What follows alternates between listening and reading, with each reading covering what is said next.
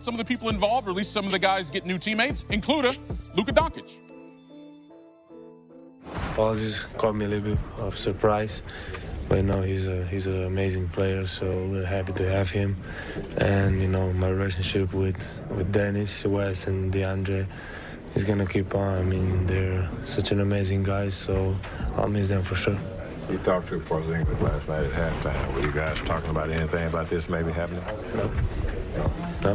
What did you guys? Should look like you were laughing and having a good time. Yeah. I know him, so yeah, with it. Are you excited to have him as a teammate? Yeah, for sure. Like I say, he's such an amazing player, you know, and this could be a really good thing. All right, Tim Legler here with us now. Tim, you look at this grouping with Porzingis and Doncic, two young guys with a lot of skill playing different position. Put them on the court, same team. How do you think it goes for Dallas? I think it goes very well. Complementary skill sets. I think this is exactly the kind of player that Kristaps Porzingis needs to be paired with, right? So we saw him start to come into his own. 22 points a game he was averaging when he goes down.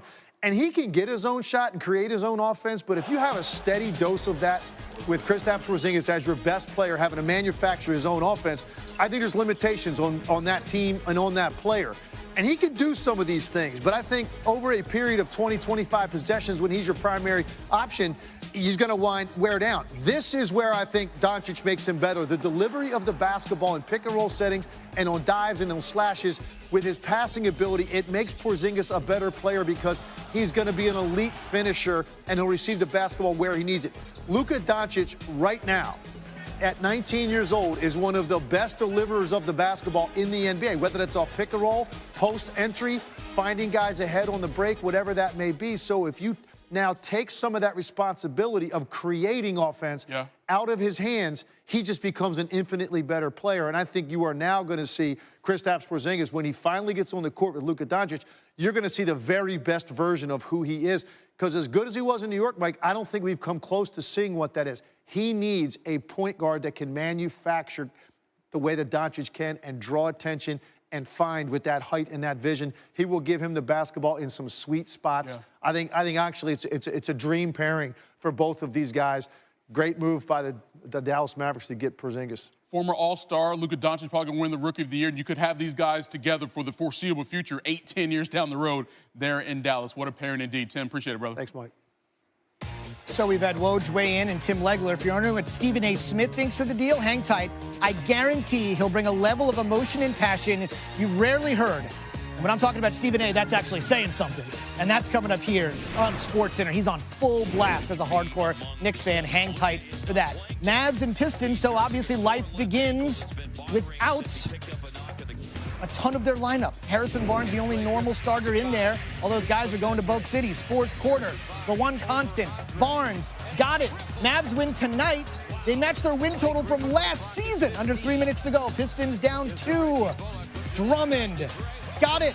His team's meeting for the second time in 7 days. A little familiarity. 42 ticks to go. Griffin, who's having a great season. Looking, finding, hooking. Pistons up 3, 14 ticks to go. 3-point game. Barnes for 3 to tie. No, Devin Harris, rebound, throws it to Brunson, and Griffin is going to intentionally foul Brunson. Mavs still down 3, putting a little pressure on the kid to hit some free throws. Made the first. Mavs down 2. The College Player of the Year off the mark. Mavs had a great chance to grab the rebound, but if anybody's going to grab a rebound in this game, it's Mr. Rebound.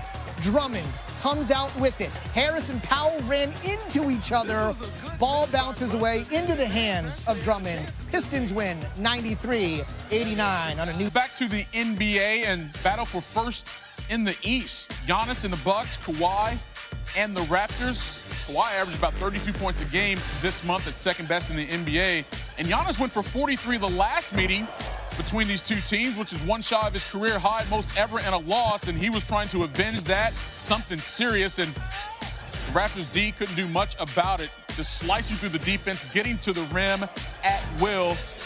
Giannis, Euro stepping, Greek stepping, whatever you want to call it. Dude is long and can cover a lot of ground. He goes for 19 points, 9 rebounds, 5 assists. Let's go to the third quarter. Giannis, baseline past Kawhi. That was easy. And then later, Bucks starting to blow him out. Eric Bledsoe pulls up from 3, bottoms. It's a 22-point lead. One more possession after that. Bledsoe off the rim, and DJ Wilson with the follow-up jam. But the Raptors would mount a run. Pascal Siakam on the break with the finish. Later, Siakam now in the corner for 3. That's good. And then the Raptors come back here. DeLon Wright, they're within 11. Let's go to the fourth quarter now. Siakam matched up against Giannis.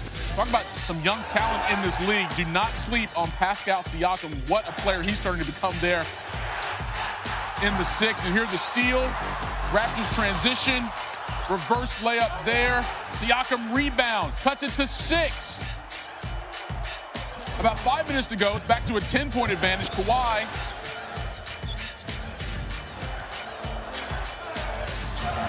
Gets it to go off the glass. He finished with 16 points, but of 7 of 20 from the floor.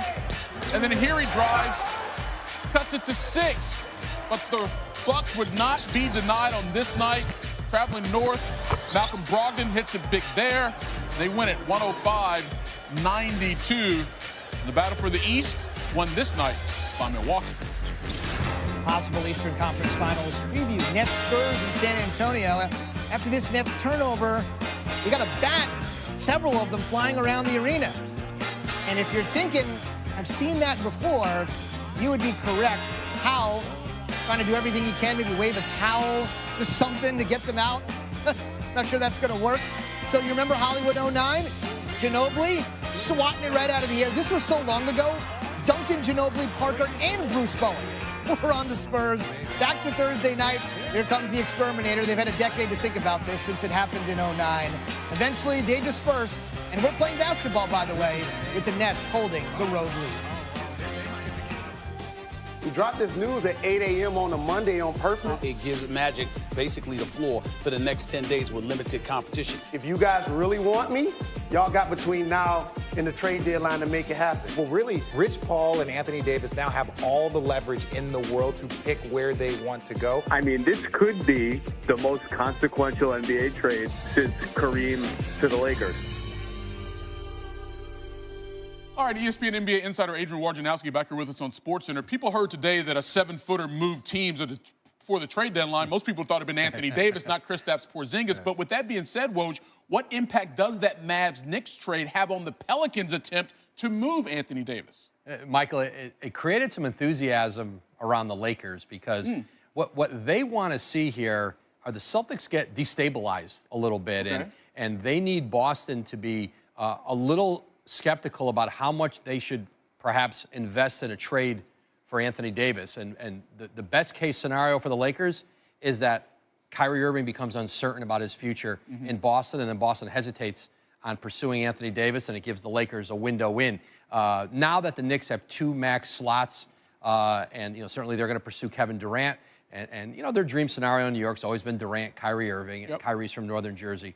But Boston has had no waiver at all from Kyrie Irving, and they've talked to him about it.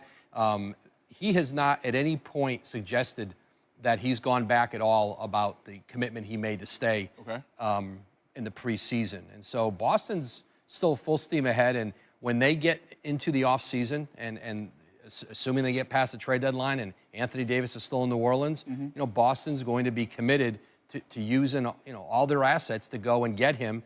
And then in their minds, they hope that certainly solidifies the decision Irving made, and they go forward into the future with Kyrie Irving and potentially Anthony Davis. That's their hope in Boston.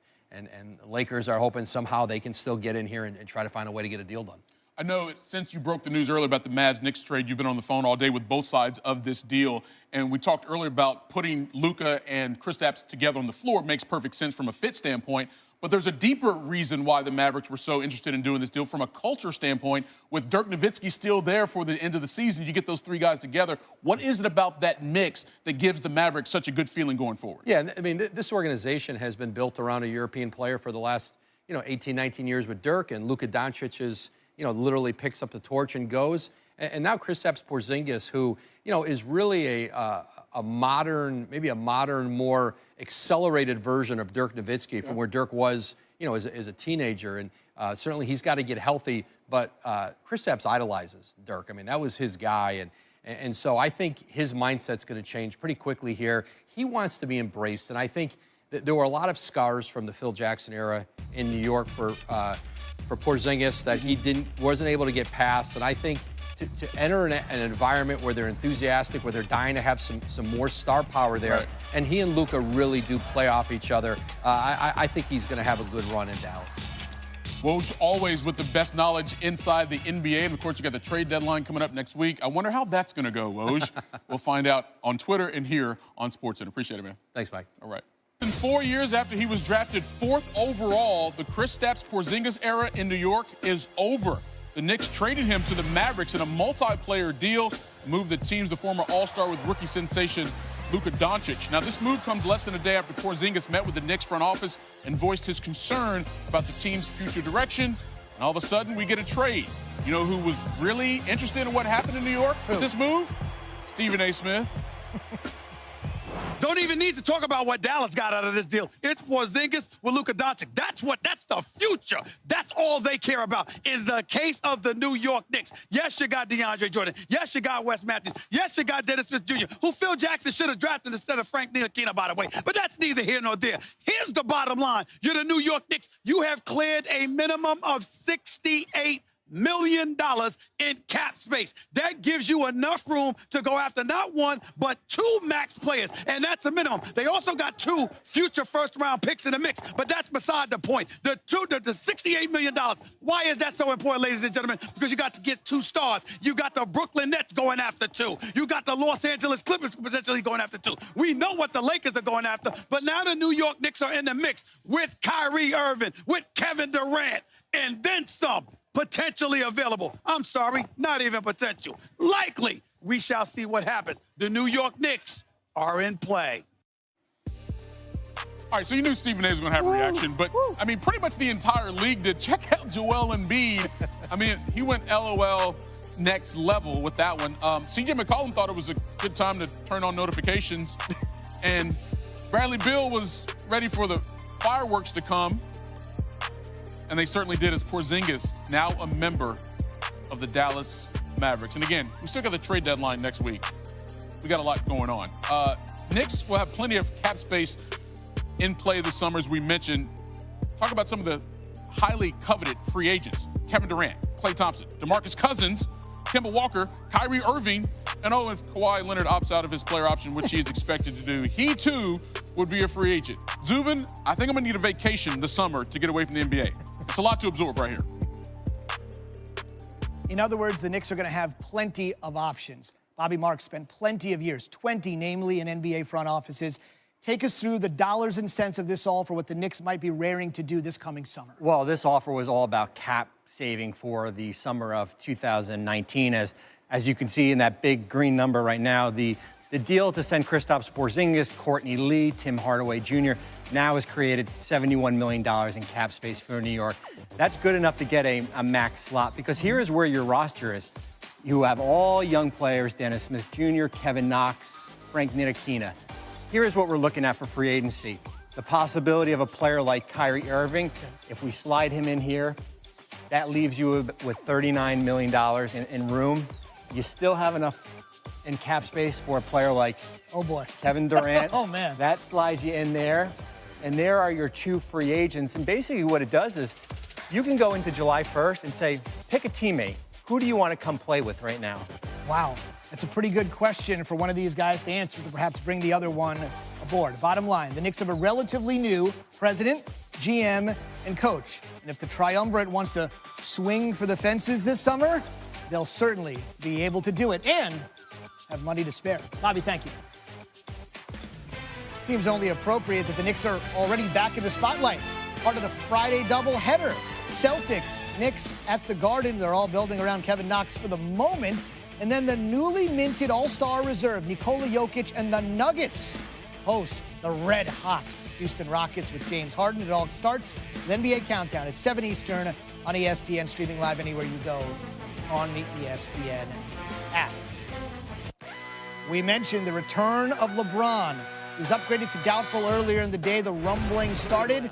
He is back at the Staples Center, though they're the opposition on this night, taking on the Clippers. This is LeBron's first basket. No minutes restriction, by the way, on the King. He might go full board tonight. We're tied at